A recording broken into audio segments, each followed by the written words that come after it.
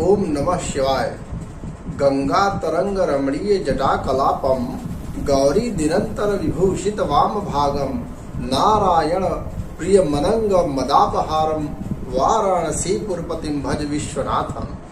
बाबा विश्वनाथ का परम सानिध्य ग्रहण करते हुए स्वागत करता हूँ आप सभी लोगों का एक बार फिर से मेरे YouTube चैनल पे, जिसका नाम है वैदिक प्राकृतिक जीवन। यह वृक्षों की कड़ी का तीसरा अंक है। यदि आपने पहला और दूसरा भाग नहीं देखा है तो ऊपर आई बटन पे क्लिक कर लीजिएगा। नीचे मैंने डिस्क्रिप्शन बॉक्स में उसका उल्लेख कर रखा है, पहले का भी अंक आप देख सकते हैं।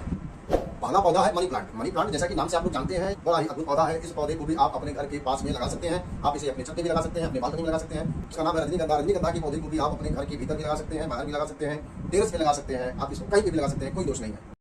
मित्रों नमस्कार, मैं हूं विमल कुमार मिश्रा। स्वागत करता हूं आप सभी लोगों का। आज के अंक में हम वृक्षों के बारे में बात करेंगे, उन वृक्षों के बारे में जिनको हम अपने घर के पास में लगा सकते हैं, घर के भीतर लगा सकते हैं, घर के बाहर लगा सकते हैं। कुछ आउटडोर वृक्षों के बारे में भी जानेंगे, कुछ इंडोर वृक्षों के बारे में भी जानेंगे। वृक्षों के ऊपर मैंने 2 वीडियो ऑलरेडी पहले से बना रखा है। यदि आप उस वीडियो को नहीं देखे हैं तो ऊपर आई बटन पे क्लिक कर लीजिएगा। आप नीचे डिस्क्रिप्शन बॉक्स में जाकर के देख सकते हैं, मैंने उसका लिंक दे रखा है। इस वीडियो को भी आप देखेंगे तो आपको कई सारी बातें स्पष्ट हो जाएंगी।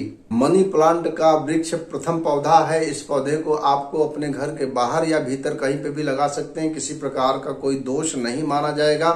हालांकि यह पौधा हमारे देश के लिए नया पौधा है। मान्यता यह है कि इस पौधे को लगाने से आर्थिक समस्याओं से कुछ हद तक निराकरण मिलता है।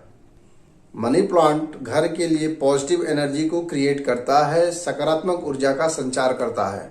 दूसरा पौधा है जूही का पौधा। इस जूही के पौधे को आप अपने घर के भीतर या घर के बाहर लगा सकते हैं। सूरज की रोशनी जितना ज्यादा पड़ेगी, फूल उसमें उतने ज्यादा आएंगे। आप इसे उत्तर दिशा की तरफ लगा सकते हैं, ईशान की तरफ लगा सकते हैं, निसंदेह पूर्व दिशा की तरफ भी लगा सकते हैं। अगले पौधे का नाम है रजनीगंधा। रजनीगंधे के पौधे से यदि आपको ज्यादा पुष्प लेना है तो उस पे ज्यादा से ज्यादा धूप पड़ना चाहिए। यह नियम है, यह सिद्धांत है। तो आपको इसे निसंदेह रूप से पूर्व दिशा की तरफ लगाना चाहिए, किसी प्रकार का कोई दोष नहीं है। बेला का जो पौधा है, जिसे कि बेल भी कहते हैं, इस पौधे को भी आप घर के पूर्व दिशा में लगा सकते हैं। आप इसे उत्तर दिशा में भी लगा सकते हैं, आप इसे ईशान कोण में भी लगा सकते हैं। बेला का पौधा, यह जो पुष्प है परम सुगंधित पुष्प होता है और घर के भीतर के अंदर एक सकारात्मक ऊर्जा का संचार करता है। लोगों के मानसिक बीमारियों के ऊपर भी यह नियंत्रण रखता है। आपके वास्तु के भीतर यदि किसी प्रकार की कुछ कमी है, मानसिक रूप से परेशानियां बढ़ रही हैं, तो बेला का जो पौधा है वह मानसिक समस्याओं को दूर करके घर के भीतर के वास्तु दोषों को सुधार करने में आपकी हेल्प करता है।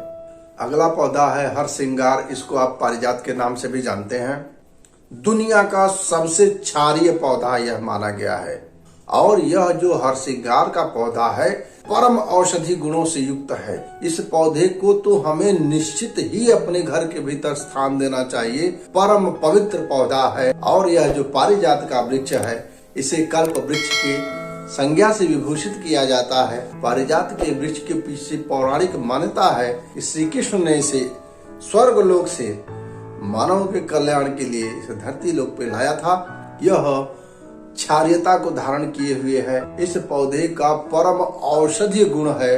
पारिजात के पौधे के अंदर की जो सकारात्मक ऊर्जा है वह हमारे घर के भीतर जीवंतता प्रदान करता है। यदि आपका भवन सूर्य वेदी बन गया हो तो वहाँ पे यह पारिजात का पौधा निश्चित रूप से वास्तु दोष को दूर करने में आपका मदद करता है, आपका सहयोगी बनता है। पौधों के इस कड़ी में अगला पौधा है एलोवेरा का पौधा। इसे घृत कुमारी के नाम से कहा गया है। यह बड़ा ही औषधीय गुणों से युक्त पौधा है।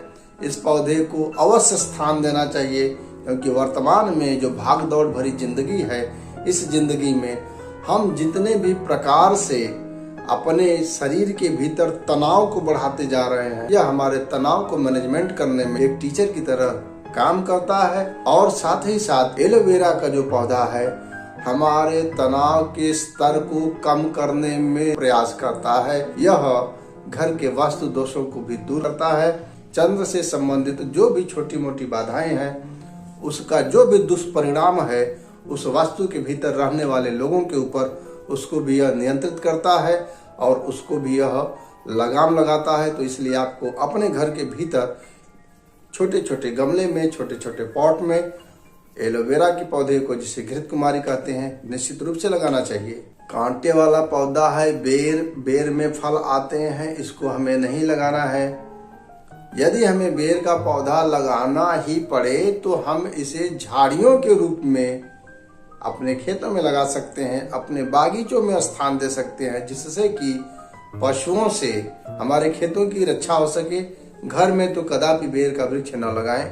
अगला कांटे वाला पौधा है बबूल। बबूल में निश्चित रूप से औषधीय गुण पाए जाते हैं, कोई इनकार नहीं किया जा सकता है। बबूल का दातुन बनता है। मुख संबंधित बीमारियों के दोषों को दूर करने में भी बबूल सहायक है। पेट संबंधित समस्याओं को भी दूर करने में इसका औषधीय प्रयोग किया जाता है।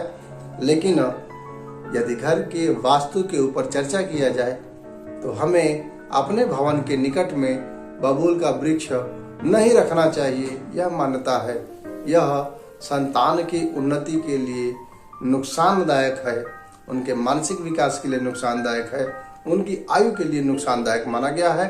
तो बबूल के वृक्ष को हमें अपने घर के पास नहीं लगाना चाहिए। अगला वृक्ष है इमली। इमली का बड़ा ही बृहद वृक्ष होता है, बहुत बड़ा वृक्ष होता है। इसे हमें घर के बाहर लगाना चाहिए। दूरी कम से कम 40 मीटर की आप मान सकते हैं। दक्षिण दिशा में इसका स्थान है। यदि हम दक्षिण दिशा में इमली के पौधे को लगाते हैं तो लाभ मिलेगा।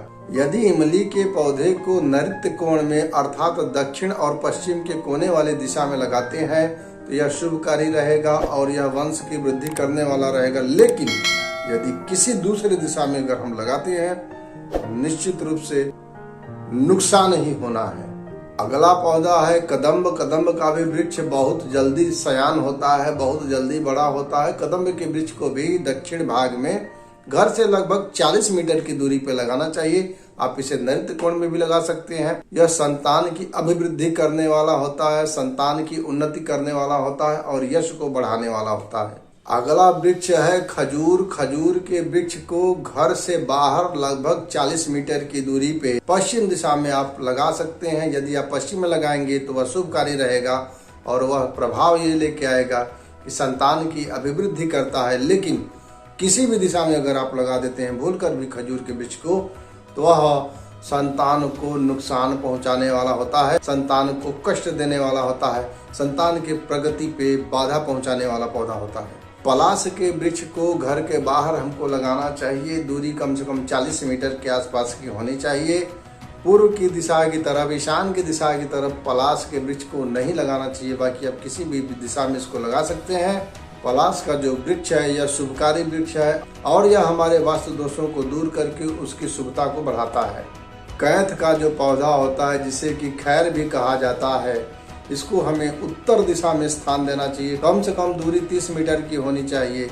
यह शुभता को बढ़ाने वाला है। यदि उत्तर दिशा को छोड़ के बाकी दूसरे दिशा में अगर हम कैथ या खैर के पौधे को लगाते हैं तो यह हमारा नुकसान करता है, हमारी हानि पहुंचाता है, हमारे लिए नुकसानदायक है, हमारे लिए हानिकारक है और घर के वास्तु दोषों को और बढ़ा देता है। आमड़ा का जो पौधा है इसको हमें घर से बाहर लगाना चाहिए। घर से बाहर कम से कम दूरी रहेगी 40 मीटर। मित्रों, मुझे लगता है कि यह अंक कुछ ज़्यादा ही लंबा होता जा रहा है। इसके लिए मुझे एक भाग और बनाना पड़ेगा।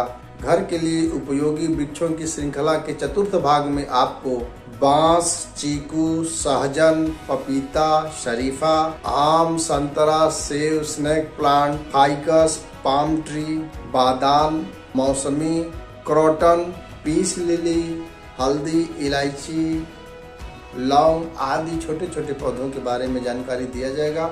यदि मेरे द्वारा उपलब्ध कराई गई जानकारी आपको अच्छी लगती है तो आप एक छोटा सा लाइक कर दीजिएगा। यदि आप मेरे इस चैनल पर नए हैं तो इस चैनल को सब्सक्राइब कर लीजिएगा। जो बगल में बेल आइकन आपको दिखाई दे रहा है उस पर आप प्रेस कर लीजिएगा, जिससे कि भविष्य में जितने भी मेरे वीडियो आपके पास आए नोटिफिकेशन के माध्यम से सबसे पहले आपको जानकारी उपलब्ध हो जाए। मैं अपनी पूरी टीम की तरफ से आपको प्रणाम करता हूँ। हम लोगों के ऊपर आशीर्वाद बनाए रखिए। सादर प्रणाम स्वीकार करें।